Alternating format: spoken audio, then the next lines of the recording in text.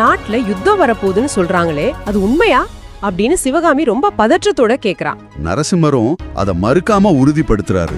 ஆமா, யுத்தம் வரப்போது, நானும் என் தந்தையோட போர்க்களத்துக்கு போக போறேன் அப்படின்னு அவர் சொல்லும்போது, அந்த போர்க்களத்துக்கு போறேன்னு சொன்ன உடனே சிவகாமி தன் காதலன் கிட்ட ஒரு சத்தியம் கேக்குறா. நீங்க போருக்கு போனாலும் என்ன மறந்து விட மாட்டேன்னு சத்தியம் பண்ணுங்க அப்படின்னு சொல்றாரு. அப்போ நரசிம்மர் தான் கையில இருந்த ஒரு ஆயுதத்தை நீட்டுறாரு. அது என்ன தெரியுமா? முந்தின நாள் யானைய வரட்ட பரஞ்சோதி வீசினானே, அதே ஈட்டி தான் அது.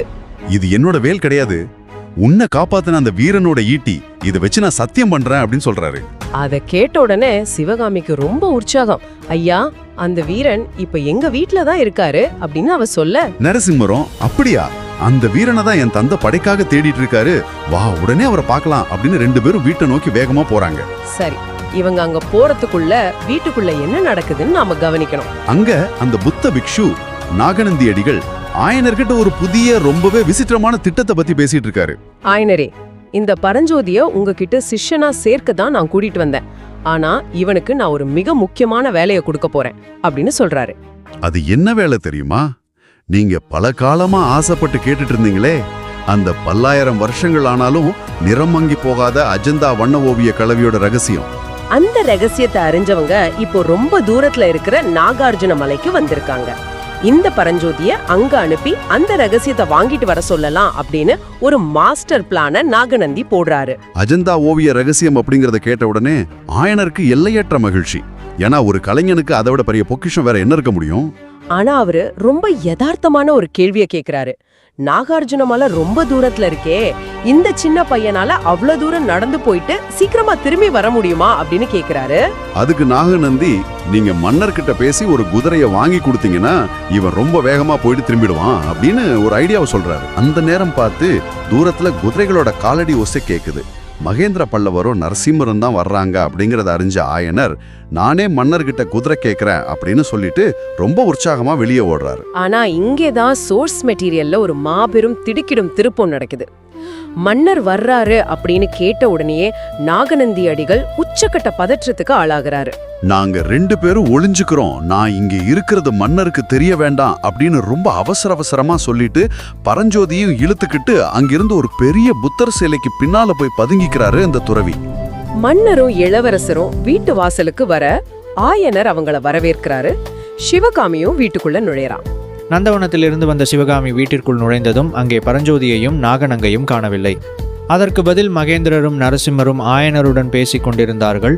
இவர்கள் இருவரும் எங்கு போனார்கள் என்று தெரியாமல் சிவகாமி தேடிக்கொண்டிருக்க, மகேந்திரர் சிவகாமியை பார்த்து, என்ன சிவகாமி, நலமாக இருக்கிறாயா என்று கேட்டார். அதற்கு சிவகாமி பதில் ஏதும் கூறாமல் தலையை மட்டும் மனனமாக அசைத்தாள். மகேந்திரர் மீண்டும் ஆயனரை பார்த்து, ஆயனரே, சிவகாமியின் அரங்கேற்றத்தின் போது அவளுக்காக நான் ஒரு பரிசை கொடுப்பதற்காக வைத்திருந்தேன். அந்த நேரத்தில் அதை கொடுக்க முடியவில்லை. அந்த பரிசை நான் இப்போது கொடுக்கப் போகிறேன் என்று சொல்லி தன்னிடம் இருந்த ஒரு முத்து மாலையை எடுத்து சிவகாமியிடம் கொடுக்க, சிவகாமி அதை கை தவறுதலாக கீழே விட்டால். அதே நேரம் நரசிம்மர் சட்டென்று குனிந்து அந்த முத்து மாலையை எடுத்து மீண்டும் சிவகாமியிடம் கொடுத்தார். சிவகாமியும் அதை இப்பொழுது மகிழ்வுடன் வாங்கி கொண்டாள். மகேந்திரர் ஆயனரை பார்த்து, ஆயனரே, நானும் நரசிம்மனும் வடக்கே யுத்த களத்திற்கு செல்ல வேண்டியிருப்பதால் இனி அடிக்கடி வந்து உங்களை பார்க்க முடியாது. அதே நேரம் மாமல்லபுரத்தில் கோவில் பணிகளை பார்வையிடுவதற்காக நான் நாளை துறைமுகம் வருகிறேன், நீங்களும் அங்கு வந்து விடுங்கள் என்று சொல்லிவிட்டு மகேந்திரர் புறப்பட பின்னாலே நரசிம்மர் கிளம்பினார். இருவரும் குதிரையில் ஏறி புறப்பட்டதும் ஆயனர் மீண்டும் வீட்டிற்குள் வந்தார். அப்போது புத்தர் சிலைக்கு பின்னால் மறைந்திருந்த நாகநந்தியும் பரஞ்சோதியும் வெளியே வந்தார்கள். அடுத்ததும் சிவகாமி ஆச்சரியமானாள். இவ்வளவு நேரம் இவர்கள் இங்குதான் ஒளிந்து கொண்டு இருந்தார்களா என்று மனதுக்குள் நினைத்து கொண்டாள். அதே நேரம் ஆயனரை பார்த்த நாகநந்தி, ஆயனரே, அரசரிடம் குதிரை வாங்கி தருவதாக சொன்னீர்களே, மறந்துவிட்டீர்களா என்று கேட்க, நான் மறக்கவில்லை, ஆனால் கேட்க முடியாதபடி ஆகிவிட்டது. அதற்கு ஒன்றும் பிரச்சனை இல்லை. நாளை மன்னர் என்னை துறைமுகம் வர சொல்லி இருக்கிறார். நான் அங்கு எப்படியாவது அவரிடம் பேசி ஒரு குதிரையை வாங்கி கொடுத்து விடுகிறேன் என்று சொல்லி முடித்தார். மற்றொரு புறம் மகேந்திரரும் நரசிம்மரும் சற்று தூரம் வந்ததும் ஓரிடத்தில் சில படை வீரர்கள் நின்று கொண்டு இருந்தார்கள். அவர்கள் முன் குதிரைகளை நிறுத்தி அதிலிருந்து இறங்கினார்கள். மகேந்திரர் படை வீரர்களில் குறிப்பாக ஒருவனை பார்த்து தன் அருகில் அழைத்தார். அவன் பெயர் சத்ருகனன். சத்ரு, நீ உடனடியாக ஆயன சிற்பியாரின் வீட்டிற்கு செல்ல, அவரிடம் சிற்பக்கலை கற்பவனை போல வீட்டை கண்காணித்துக் கொண்டிரு என்று சொல்லி அனுப்பி வைத்தார். சத்ருகண்ணன் சென்றதும் நரசிம்மர் மகேந்திரர் அருகில் வந்து, தந்தையை, நீங்கள் ஆயனரை சந்தேகப்படுகிறீர்களா என்று கேட்க, நான் ஆயனரை சந்தேகப்படவில்லை, ஆனால் அவர் வீட்டில் ஒளிந்திருக்கும் ஒரு சிலரை தான் சந்தேகப்படுகிறேன் என்று சொல்லிவிட்டு மீண்டும் குதிரையில் ஏறி புறப்பட்டார்கள். குதிரை மீண்டும் சற்று தூரம் வந்ததும் ஒரு ஆற்றின் அருகே வந்து நின்றது. மகேந்திரரும் நரசிம்மரும் குதிரையை விட்டு இறங்கினார்கள். ஆற்றில் ஒரு படகில் அரிசி மற்றும் நெல் மூட்டுகள் ஏற்றிக்கொண்டு ஒரு படகு சென்று கொண்டிருந்தது.